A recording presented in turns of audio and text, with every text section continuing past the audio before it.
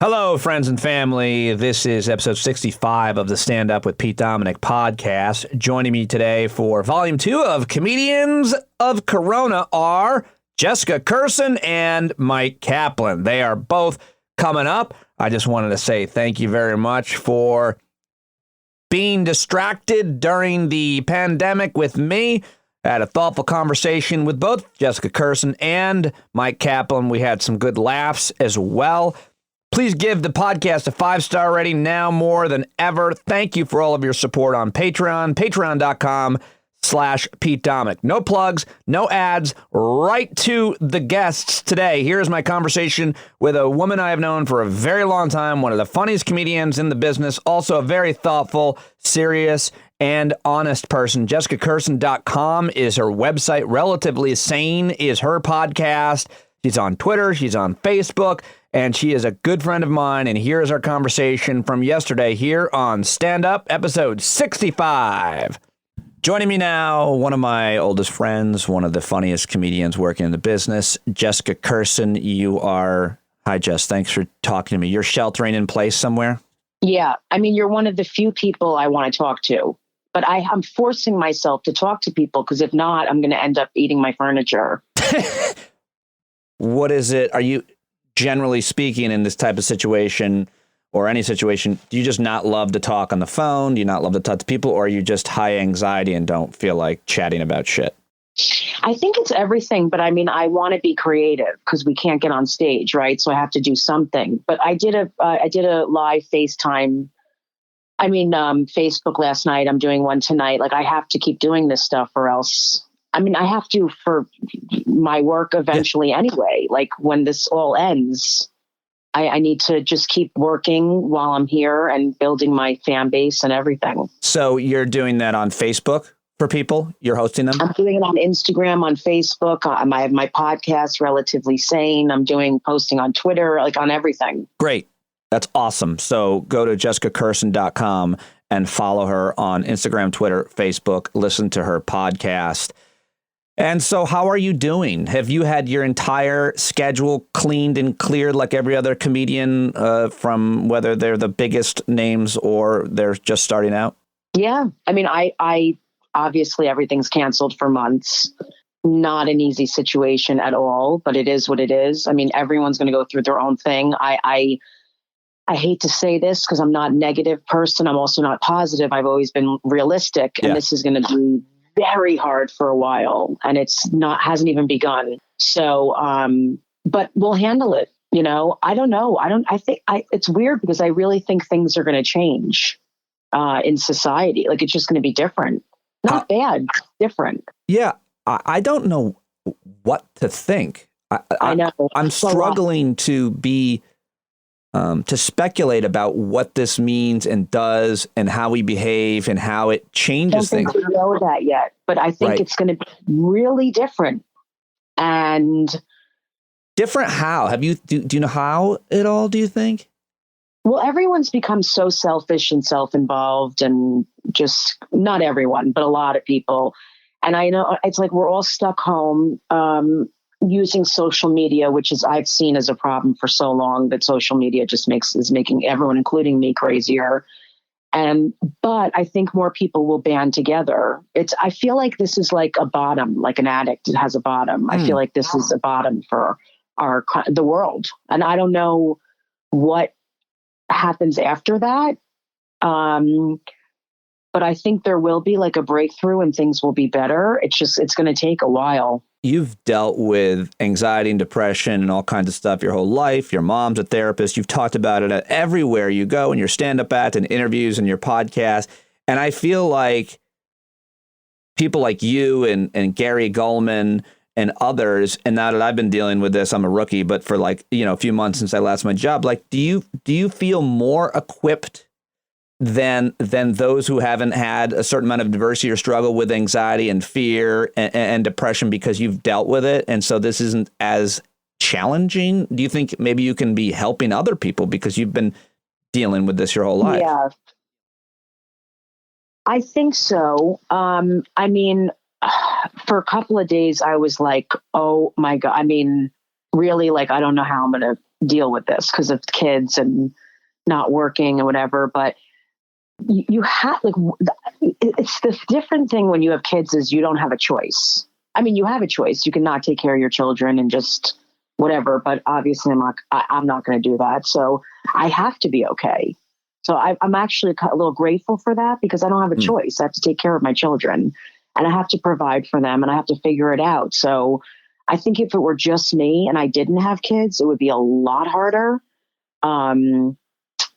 It also makes it a lot more challenging to have to worry about other people's lives. It's like, it's a good and a bad thing. I also see the truth. I always have. I'm a truth teller. So it's like, I've just seen everything coming. I'm not saying I've seen this virus coming, but just this horrible energy. And I just knew it was not going to get any better. And now we're in.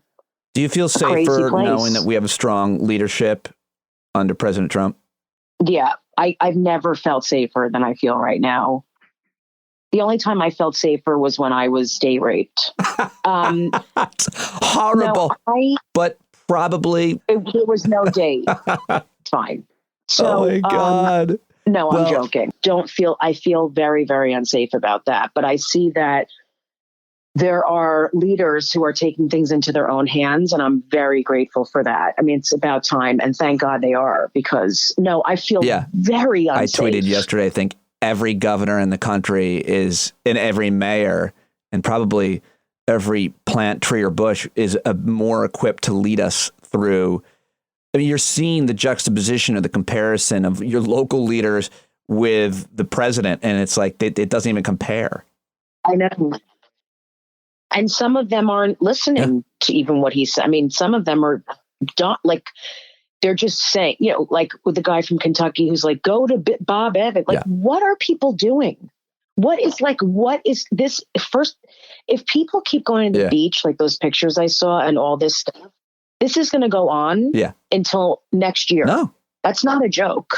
Like, I don't mean it as a joke. I mean that seriously. So the more people don't listen and do whatever they want to do, the longer this is going to go on. So don't complain. Well, there's a certain percentage of Americans who trust and believe in public health experts and scientists on this or other issues. And then there's a certain other percentage that thinks it's a conspiracy or it's a hoax, like, climate change. I kind of hope. I'm glad people keep thinking that, because now there's 5,000 cases. First of all, I know a ton of people who are sick who think they have it and can't get tested. I don't know if you do. I don't know about 10 many people now. Including my friend Amy, one of my closest, oldest friends, her ex-husband, brother-in-law, and his wife have it. They convinced a couple of my comedy friends think they have it, low-grade fever, all the symptoms. And they can't get tested. So, crazy that people can't get tested. I don't know. I can't. That's the worst part to me. I don't even know what to say about it. Not that well. Yeah. I worry about people because you're an awesome person, because you think about people all the time. Well, you always have. Yeah, I'm worried about a lot of things, not just depression and anxiety. I'm worried about people like drug use, addicts. I mean, this is not going to be easy for people. I'm more like not just about the virus, but the money stuff, like the economy, how everything's going to change. It's really so. You mentioned you're a recovering addict. You're sober. How do you refer to yourself, and what do you think? How does this test people right now? Specifically, you mentioned that. Well, I've gone in and out for years. It's been very hard for me. Especially with the pot thing, which is like so okay with people now, meaning like it's like, of course everyone smokes pot, but for addicts, it's not great, because it's still, obviously it's relapsing. You're using when you're not supposed to be. And it's a lot of times a gateway to other things and other drugs. But I love it. Can you see me still? Why? What happened? Oh, that's so weird. I can't see you. Hold on. Oh, there I am. Okay. Sorry. This is like a perfect time for people to want to numb themselves and do whatever, even if it's taking Dramamine. I mean, whatever anyone can take, they're going to take, I think now. So check in on your friends who have addiction issues, especially. Yeah, I didn't think about that. Yes. And isolating is really not great for any of us. Forget about just addicts. So it's really important to make calls and check in. I'm really trying to do that because I can just really isolate, and it's not great for me to be in my head. Who are you sheltering in place with? Well, I have 74 kids. You still live in a shoe. I'm, yeah, you don't even think you know how many kids I thought you had two. Oh, God. So I have a 13-year-old who doesn't live with me, but lives right near me, who I'm going to see today. I have a 4-year-old, Isabella. My 13-year-old is Zoe. And I have twin 9-month-olds. You have twin 9-month-olds? Yeah. So it's a lot. Yeah, it's a lot. And they're all girls. Wow. That's a lot. Okay. So you have the three. I hope I don't have to end up eating my kids. I understand. Which one would you probably eat, the smaller, more tender? Who would you eat on the record first? I would probably eat, the twins are Charlotte and Madison. Madison is chunky. She has fat hands, so I'd probably eat her hands in a sandwich. Did you, yeah, you've thought it through. Speaking of food, what do you got there? Nothing now. I mean, I've eaten this. I said I'm going to end up on my 600-pound life. I'm not even kidding. Someone's gonna have to cut me out of the room. I felt like I stored up on a lot of food, and I already ate a lot of it. Yeah, me too. I ate my toilet paper. Oh no! Problem. I know. So if anyone has any toilet, I promise I won't eat it. But if you have any that doesn't have like a deodorant, kind of, if anyone has chicken flavored toilet paper, that would be amazing. What? Do you go out? Do you go to the store? Have you been going for walks? Do you have been to the store. Lawn? No, I don't go for walks, and I'm barely getting out of bed, to be honest with you. Well, I mean, I'm not. I just wake up like, oh my God, I can't believe what's happening. It's the first. I mean, this has been going on before this virus even happened, but now this is the Sunday on the. Right. This is the cherry on the Sunday. This is it. What's happening now? Like I was on the ledge and now I'm like, I've jumped off. I don't give a shit. I'm going to lose my mind. I mean, I've been joking about it on stage, but I'm like, just start screwing your cousin. Like, do whatever you want to do. I feel like that's an important thing to keep your sense of humor. And I think everybody's going to lose their mind to some extent. That's why we have to keep talking and try to keep each other centered and balanced. I mean, I'm sure a lot of people reach out to you, and I'm sure you're doing a good job trying to take care of other people, but you got to put your mask on first. Yes.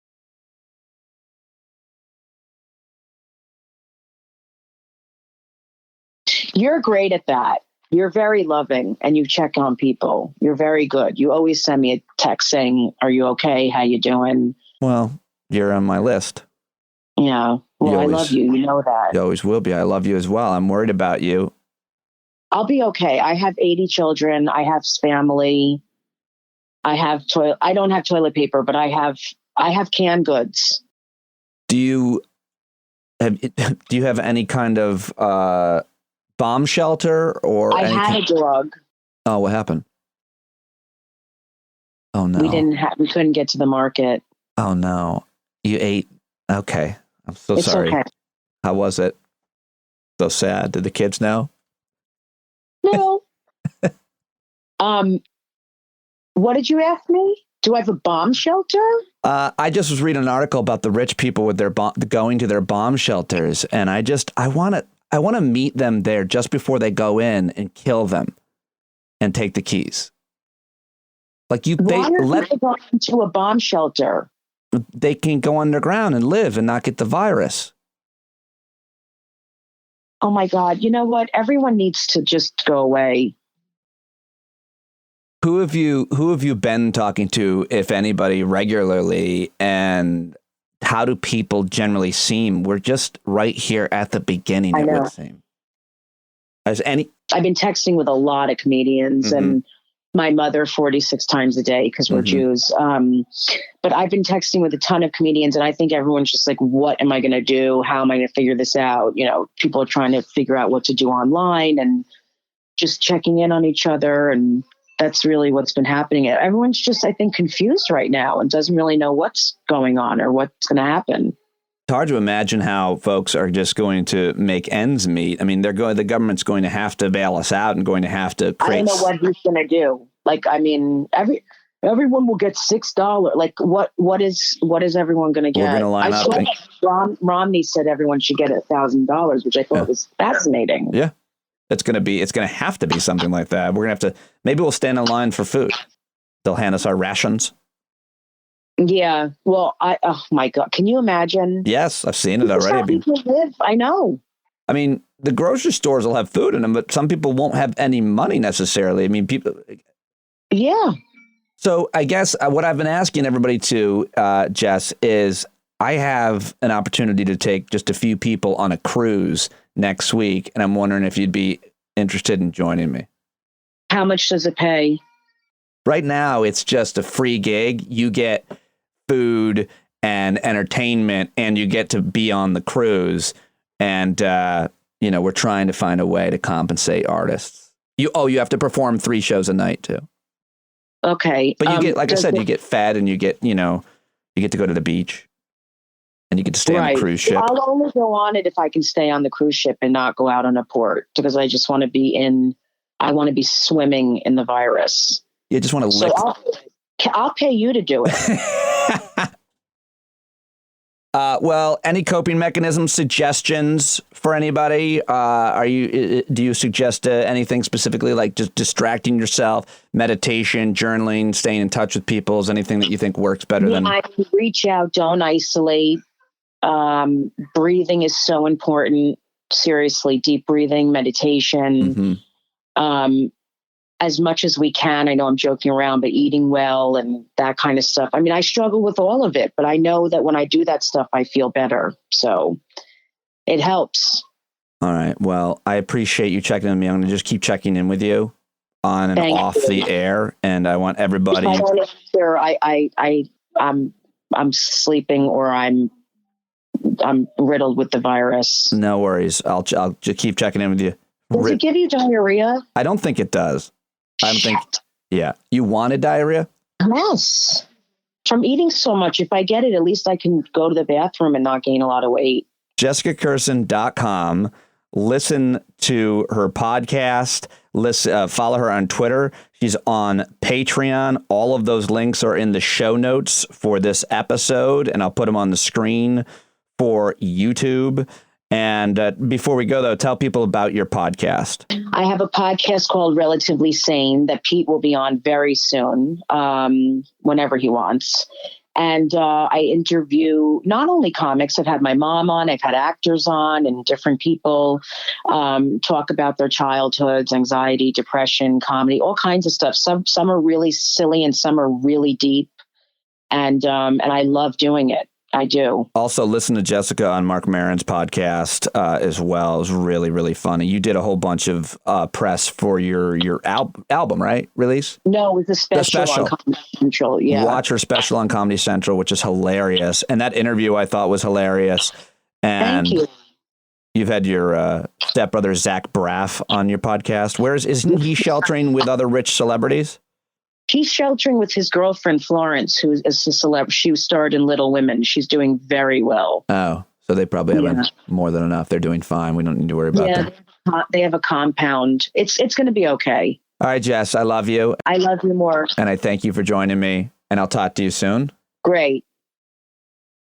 All right, there you have it. Jessica Kirson. Go follow her on Twitter and Instagram and Facebook and listen to her podcast, Relatively Sane, JessicaKirson.com. Now coming up, I reached out to Myq Kaplan. Both of these interviews you can see on YouTube, youtube.com/standupwithpete. Myq is a really funny guy and very irreverent. The way that he talks and the words that he says make me laugh. I just love him. And I thought he'd be a great guy to reach out while he was sheltering at home. Go to Myq Kaplan, MYQ.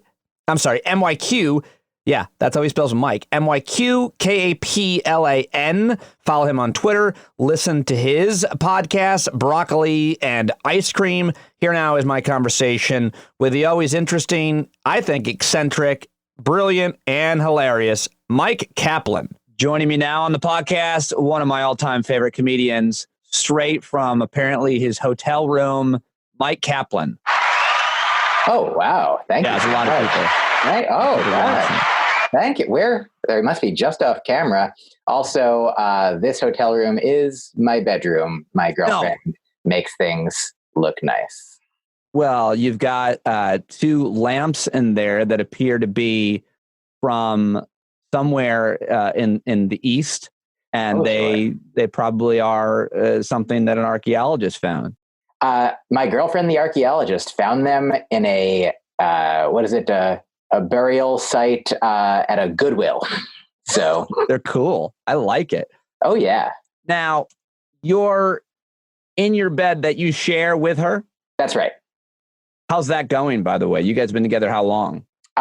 Almost 4 years. It'll be very soon. What if I said it'll almost be pretty soon 4 years? So we haven't met yet, but 2016, mid 2016 is when we met. So we're on our way, and it's going well. We like each other. We love each other. We're happy to live together. We do share this bed. However, here's something that I don't know if this little tip for anyone who might need. We don't share a blanket anymore. We each have our own separate blanket because I have I move in the night, and sometimes I take blankets with me or make them be where they weren't moments ago. Whose idea was that?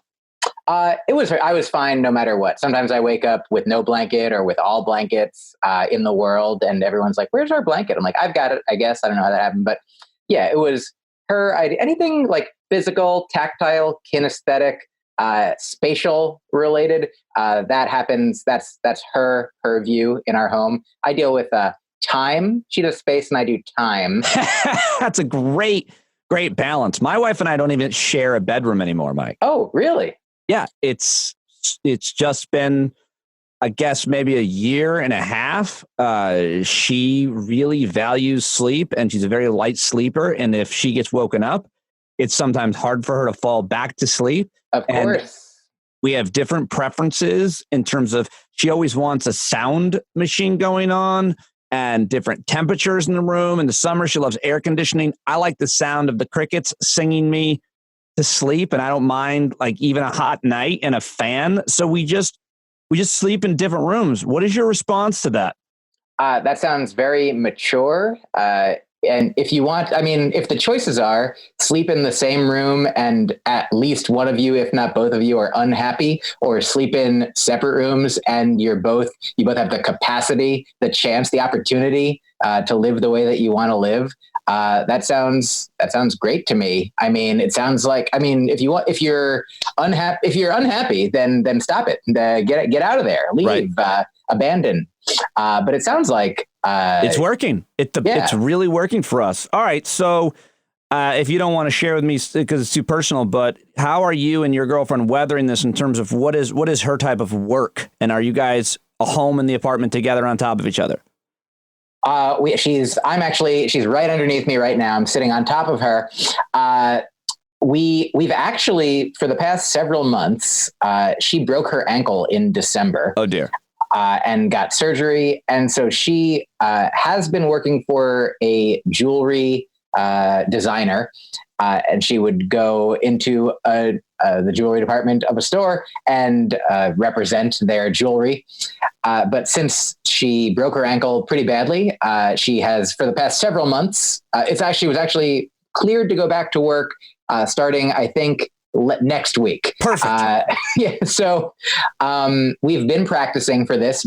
Sincerely, she used to go to work, up to 5 days a week, and would come home and sometimes, need space then. And it was actually, I think, more challenging initially to navigate being in the apartment together when she was working outside the house. I was home on my own. Then I'd be excited for her to come home. I'd be like, now we can play. And she's like, I've been engaging with people all day. And so now we've sort of developed over the course of our relationship in general, and then over the past several months being here at the same time in specific, to now where we definitely, we have 2 rooms, classic, lots of space, New York apartment with 2 rooms. Very nice. That's very nice. That's big time. a kitchen and a bathroom. Those are the 2 rooms. Yeah. So we're in our bathroom right now. This bed is set up there. Oh, that's weird. Yeah. I just want to make sure that everyone knows I'm joking. There are rooms that are not the kitchen and bathroom. The kitchen is very small. But so sometimes she'll be doing her thing in one room and I'll be doing my thing in another room. And it's good to, sort of communicate either directly or at least indirectly to determine, who wants to be where doing what. But yes, we have been and are in the home together. Though also for the last, we just got back on Saturday from a week away. I was on if you want to get 6 feet back from your microphone, from your earphones, we were on a cruise. What? That was really good physical comedy that you just did there. I happen to be on a rolling chair. For those of you that are missing out on the podcast, check it out at youtube.com/standupwithpete. I like it a lot. Okay, so what you were on a cruise for a trip for vacation? You don't do comedy on cruises, do you? Or if you do, that'd be awesome for those people on cruise because you're very, very funny. But I didn't know if you did or not. This was the second cruise that I've ever performed on. Oh, the wow. first one was several years ago, maybe 3 years ago. I went for a few days onto I performed as a vegan comedian, which is, those are 2 things that I am. I am a vegan and a comedian.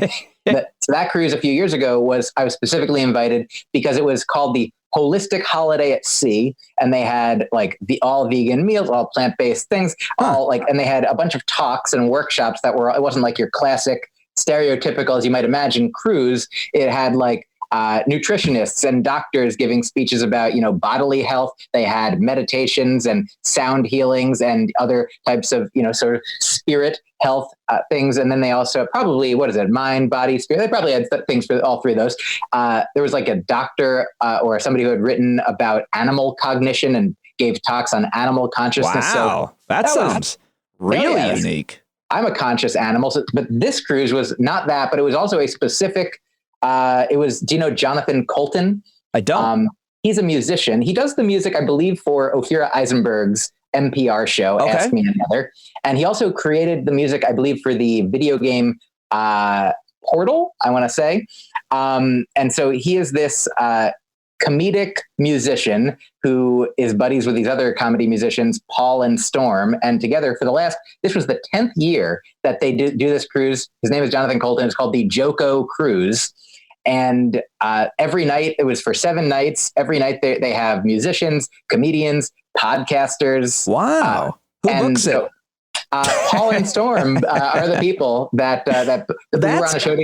How'd it go? I mean, so you guys were on a cruise ship when this outbreak pretty much was heating up. I mean, it was just last week.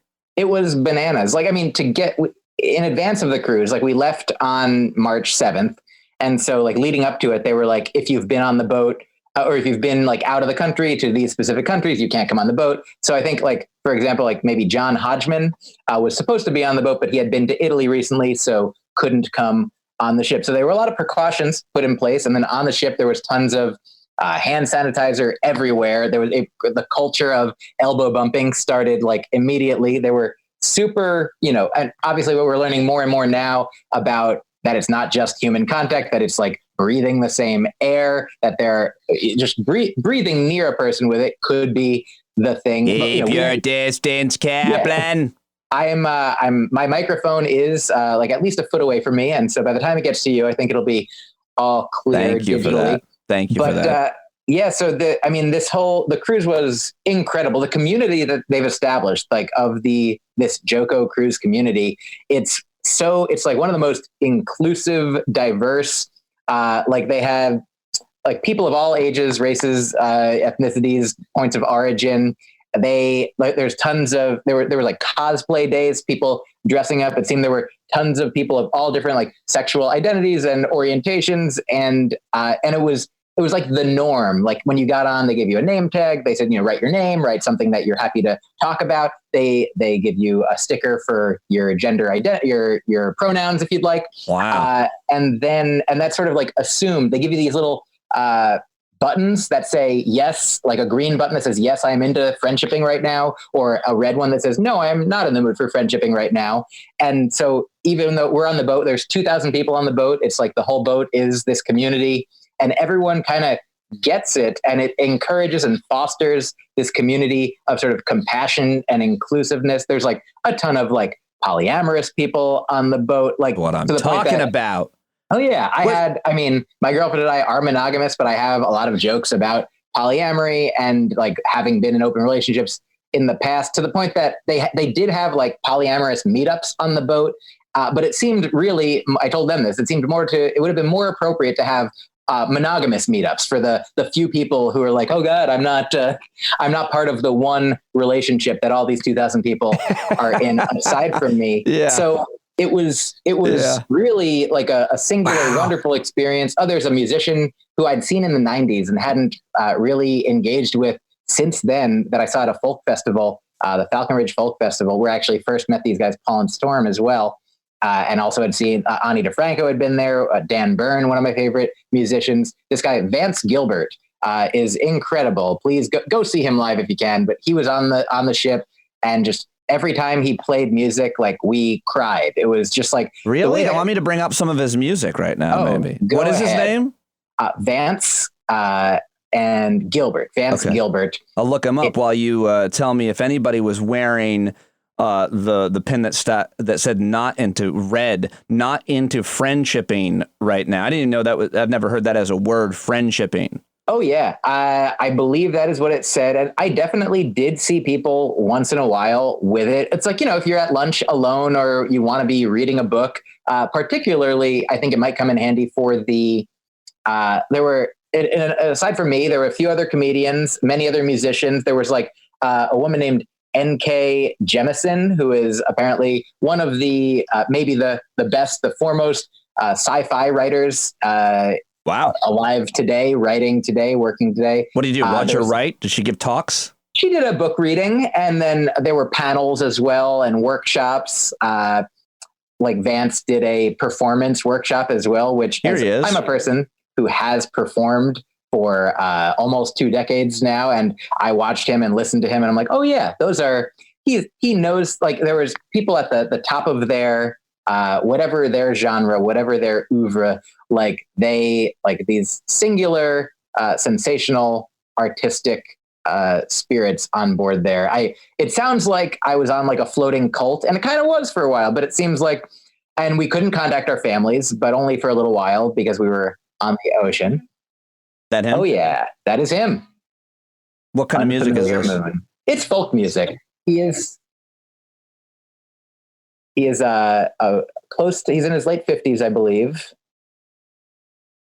Wow, he got a wonderful voice. Oh yes. Oh, wow, that sounds like a really fun. What's it called again? Joko, the Joko Cruise. Cool. And because we were floating on the ocean a bunch for a while, without internet, I read, I think, 3 books in addition to going to all these activities, workshops, shows. And I did a few podcasts. I got my most recent one with Vance, who's just, a force of music, art, comedy, life, fun, wisdom, compassion. You taped episodes with them as your guests for your podcast. I did. That's awesome. That sounds really, really fun. Check out Myq's podcast, everybody. MyqKaplan.com with a Q. And the name of the podcast is Broccoli and Ice Cream is the name of the podcast. Broccoli and Ice Cream. Thank you, Pete. And what do you talk about on it? I talk with people about the work of their life and the joys of their life as represented by, respectively, broccoli and ice cream. I love it. So everybody should listen to that. Let me bring Vance down, although I don't really want to. And I'll just say, being on that ship, they don't like you call it a boat, but I do enjoy calling it a boat. Being on that, but it's like how comedians, they're like, oh, what kind of skits do you have? I'm like, oh, what? It's not actually, I don't do. Yeah, it's a boat. So I'm on this big boat doing skits in the ocean. They don't want. Yeah, I get it. We're not supposed to call it a boat, and they're not supposed to call what we do skits. That's you have it 100%. And we were kind of, because we were so removed, like we realized later in the week, we did have access to like TV and the New York Times, but for the most part, there was very little internet. And so we didn't take in a lot of news. So we were kind of like, is this civilization? Do we have to repopulate? I think we can do it. And we've got some fine folks here, but it was You nice. thought you might've been on the Ark of humanity? Maybe. Yeah.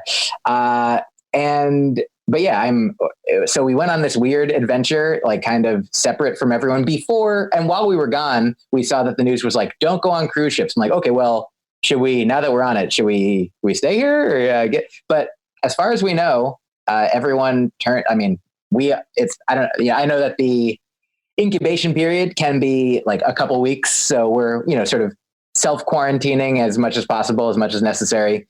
So let's get real deep, because yes. I thought of you. Well, first of all, before we get too deep, and maybe we will with some of your material, you're obviously writing jokes about what we are all going through. I mean, this is a human nightmare, but it's a comedian's dream because it's a shared experience, right? Oh, it 100% is. So yeah, I mean, I actually did a quote unquote a show last night. My buddy Nat Towson has a new material night at the Pit every Sunday. All right. And he did it last night, just cyber style. Not quite a show with comedians in front of an audience, but kind of, comedians on a Zoom meeting like this, or a Twitch or Skype or whatever it was, and people tuning in if they wanted. And we did. I shared some of the jokes that I've come up with, and mostly, obviously, not been able to tell in front of live audiences, but have put online. So can you pick a couple for me? You can also read Mike's. He's tweeting a lot of jokes at Myq Kaplan. That's MyQ Kaplan. Oh yeah, I 100%. Here's, for the foreseeable future, I will be doing stand-up comedy only for takeout and delivery. So that is, if you want to come to my house, I'll whisper you some jokes safely through my front door gate. I've been noticing, like, obviously we've been holed up for a little while now, so, for the last few days, at least since we got back, and I've been watching some TV shows, watching some movies.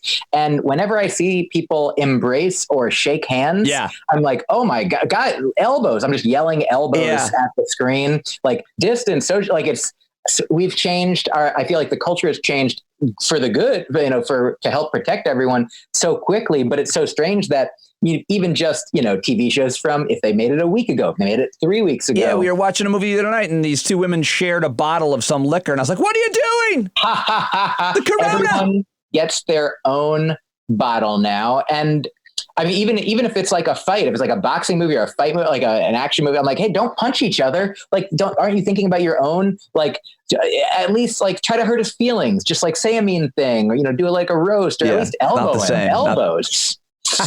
Not the same at all.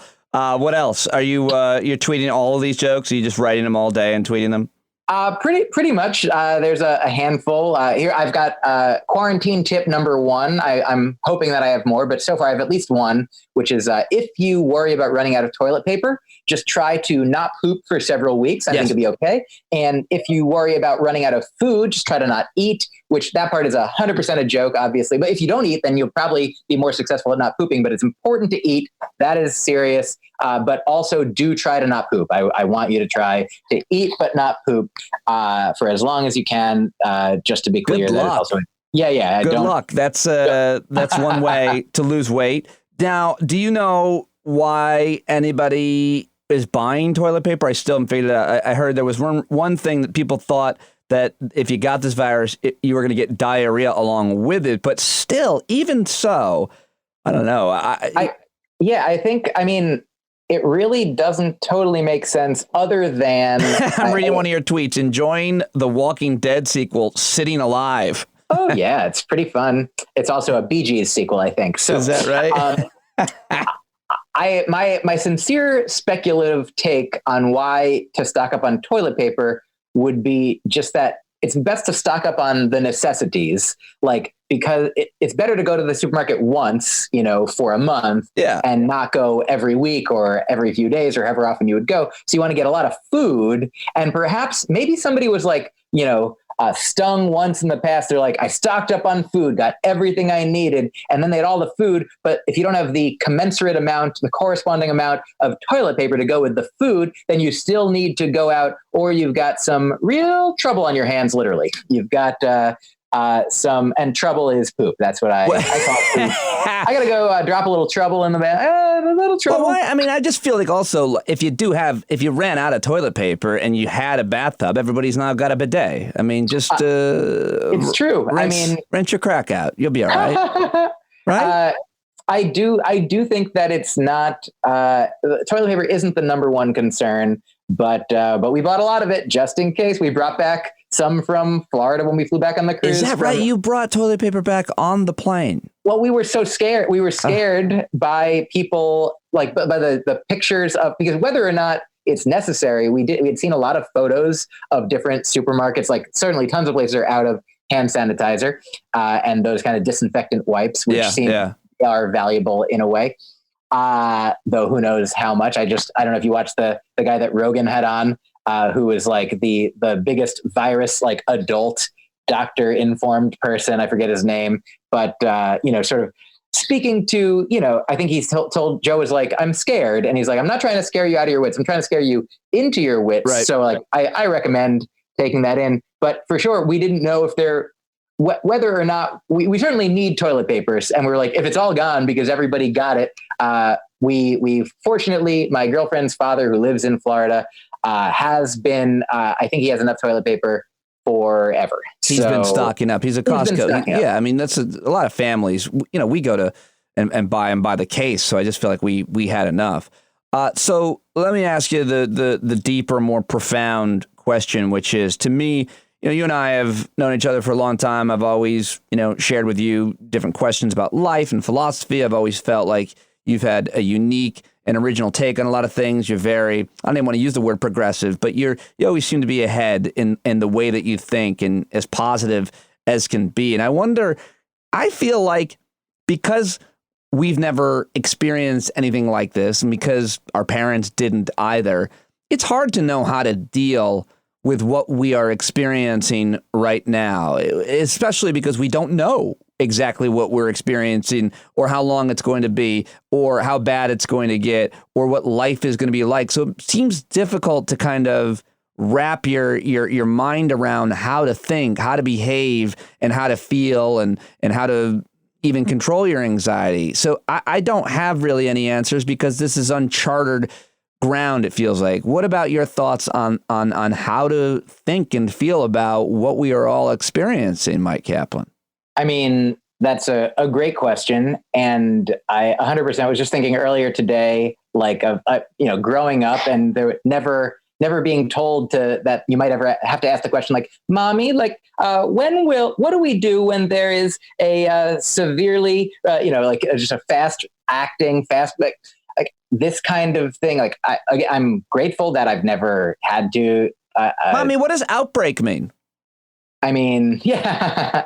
It's zits, just zits. That's Why all. can't I go to the playground? Our playground's just closed. We just got a notice. I mean, kids you can try to protect them all you want. You probably shouldn't. You probably be as honest as you can, age appropriate, but I interrupted you. Sorry. No. I mean, this is a conversation. Like, here are some valuable things that I've like gleaned and heard over the past few days, like listening to people. Yeah. I think it's valuable to listen, especially to Mr. Rogers said, look for the helpers. Yeah. And I do understand that he was also speaking to children who it's good for them to look for, the adults who are helping. And for us as adults, it is important. I believe that I saw this today from this rabbi I follow, I think Danya Ruttenberg. She's a wonderful follow on Twitter. I first came across her, I think that's her name, when she had tweeted, I am a rabbi. This is like a few years ago now. She's like, I am a rabbi. And as such, I'm paraphrasing, but she's as such, words are very important to me. So I choose my words very carefully every time that I decide what to say. And fuck you, President Trump.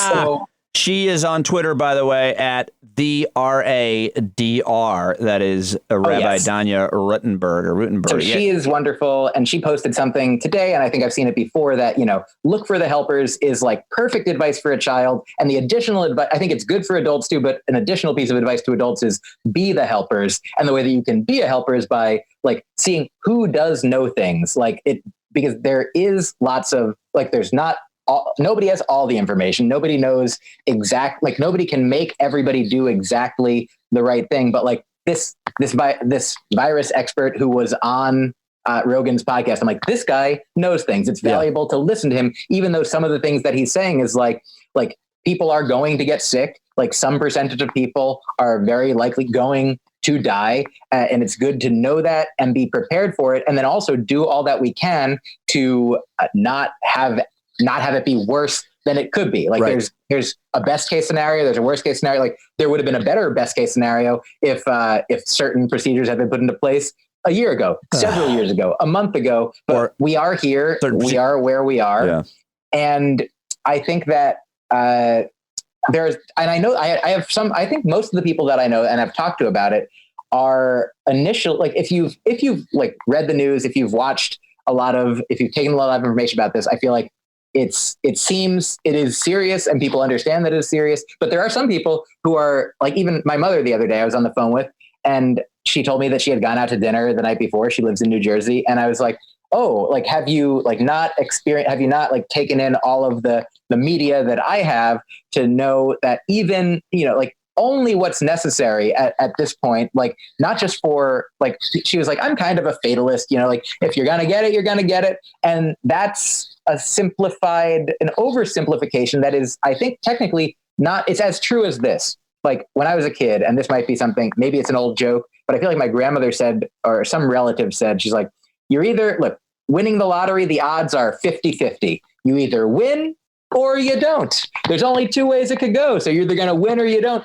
And clearly, if anyone, it's a fun joke, but definitely the odds of winning the lottery that millions of people try to play, the odds are not 50-50. And so for this, yes, maybe you get it or you don't. Also, you don't know if you get it, if it's going to be one of the bad guys. Like you could be asymptomatic and give it to somebody else, and that's what brings the worst. So much anxiety. That tweet, by the way, that she wrote is Rabbi Danya Rutenberg. She wrote, people love to quote Mr. Rogers saying during a crisis, look for the helpers. But he was talking to children. The implication is that we, the grown-ups with any capacity, need to be the helpers. That's going to look different in this crisis, but look for ways to help. And I think that's really good advice, and probably a great place to wrap this. But I want to keep checking in with you because I know you're going to be right there in that spot between those two lamps. Oh, I will be here. It's my Zach Galifianakis cover band, Between Two Lamps. And I will say, just to wrap it up, one of my other jokes, tweets, truths, thoughts about this point is that one of the things that we can do, I think it's better to over prepare for this and be like, oh, I guess we didn't even need to do all that, than to under prepare. Like I saw a tweet by Kumail, like he had retweeted a guy who was in Italy 2 weeks ago. I just saw that. Like America now, and now they're in lockdown. So in order to, it's not inevitable that it's going to be as bad. And the way that it's not inevitable is that we can start acting now. And one way that you can be a hero, like the greatest thing is, it used to be a hero, you had to run into a burning building and help people. No, and now just stay home and watch porn. Stay in your own building, and you're helping yourself and you're helping other people. And so if you're not worried about yourself, think about the older people, think about the immunocompromised people who you basically, like, we can help everybody by not moving, by doing the most basic nothing. And so that's like, a beautiful silver lining is that, look, by us being here right now and not moving at all, like there's some number of lives that are saved in aggregate. The more people don't go outside. Yeah. No need to die on the hill. Just Netflix and chill. Look at that. Look at you. I just thought of that. I like it. That's good. You should put that. I love you, buddy. You're always a positive force, always funny, always interesting. Thanks for doing this with me, and I'll check in with you very soon. Check out Myq Kaplan. Check out all his albums. Buy all of his stuff. Follow him on Twitter. Listen to his podcast. And as always, buddy, I'll plug all these things in the show notes. Thank you very much for doing it. Thank you so much, Pete. Talk to you soon. You too. All right. And that is it. Jessica Kirson, Myq Kaplan, the comedians of Corona. I'll keep reaching out to my comedian friends, plugging their stuff. Please support them, listen to their podcasts. And tomorrow, I don't even know what I'm going to be doing here, but I'm going to be posting videos on youtube.com/standupwithpete. I'm going live for my subscribers on Patreon at patreon.com/Pete Dominic. I may be going live on other social media websites too, and maybe I'm going to go get a job at an Amazon warehouse. I don't know. You don't know. We're going to keep talking to each other in many different ways, supporting each other and figuring out what the hell all of this means. The world is changing. It is upside down. We never thought we'd see this in our lifetime, but we've got to lean on each other, communicate with each other, and I hope that this community of listeners will do just that, just the way we always have. I'll talk to you on social media. Email me, and I'll talk to you right here on the podcast. Stand Up with Pete Dominic each and every day that I possibly can.